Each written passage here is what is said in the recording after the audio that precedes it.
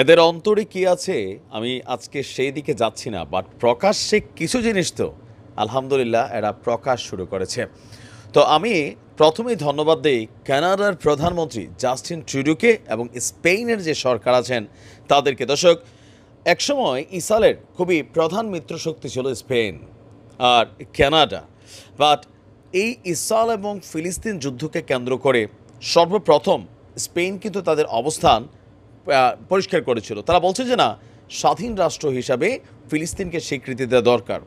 তবে কানাডায় এমনিতে আপনার ইসরায়েলের পক্ষ নিলেও দিন শেষে হঠাৎ করে নতুন একটা সিদ্ধান্ত নিয়েছে, যেটা আমাদের ভূমিগুলোকে রক্ষায় একটা ব্যাপক কি বলা হয় যে আমার মনে হয় যে পজিটিভ ইফোর্ট দিবে। প্রথমে আমরা স্পেনের খবরটাই বলছি, কারণ আমার কাছে এটা মনে হয়েছে যে অনেকগুলা বীরদের জীবন হয়তোবা রক্ষা হবে, সাধারণ মানুষের জীবনেরও রক্ষা হবে।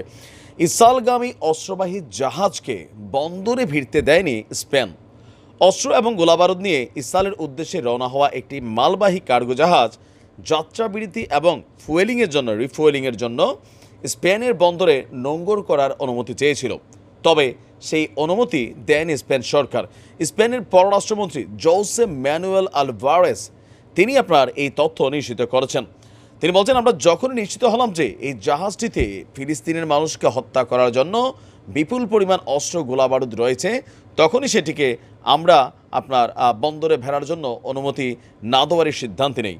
আর এই প্রথমবারের মতন স্পেন এবং ইসরায়েলের দ্বিপাক্ষিক কূটনৈতিক সম্পর্কের ইতিহাসে এমন ঘটনা ঘটে।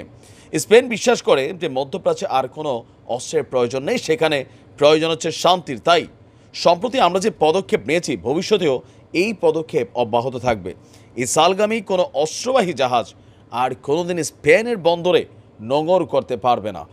অপরদিকে আমরা যদি কানাডার ভূমিকা দেখি, আপনারা জানেন যে পশ্চিম তীরে একটা বিশাল ভূমি কিন্তু ইতিমধ্যেই গ্রাস করে ফেলছে ইসরায়েলি সেটেলার বলতে বলা হয়, ধরেন যারা অন্যের জমি থাকে না আমাদের বাংলাদেশে, ক্ষেতের লাইল টাইল, অন্যের খাস জমি অথবা সরকারি জমি দখল করে নিজেদের মনে করে, এরকম ইসরায়েলেও একটা বিশাল বাহিনী আছে যারা আইনশৃঙ্খলা বাহিনীর পাশাপাশি ফিলিদের উপর অন্যায় অত্যাচার করে।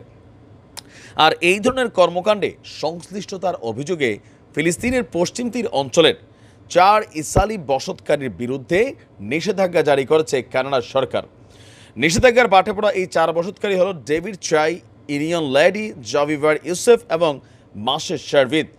কানাডার ইতিহাসে এই প্রথম কারো বিরুদ্ধে আনুষ্ঠানিক নিষেধাজ্ঞা জারি করা হলো, তাও আবার তাদের মিত্রশক্তি ইসরায়েলের বিরুদ্ধেই। এক বিবৃতিতে কানাডার স্বরাষ্ট্র মন্ত্রণালয় বলছে, দেশটিতে প্রচলিত স্পেশাল ইকোনমিক মেজার্স অ্যাক্ট নামক একটি আইনের আওতায় এই পদক্ষেপ নেওয়া হয়েছে।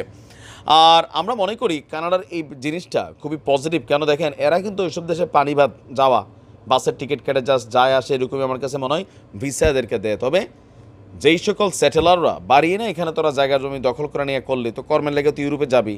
তো ইউরোপের প্রত্যেকটা দেশ, স্পেন যে ভূমিকা নিচ্ছে, কানাডা যে ভূমিকা নিচ্ছে, বাকিরও যদি এরকম ভূমিকা নেয় তাহলে এরা অনেক কিছু চিন্তা করবে, কারণ স্যাংশন জিনিসটা সবাই ডরায়। ধন্যবাদ কানাডা, স্পেনকে।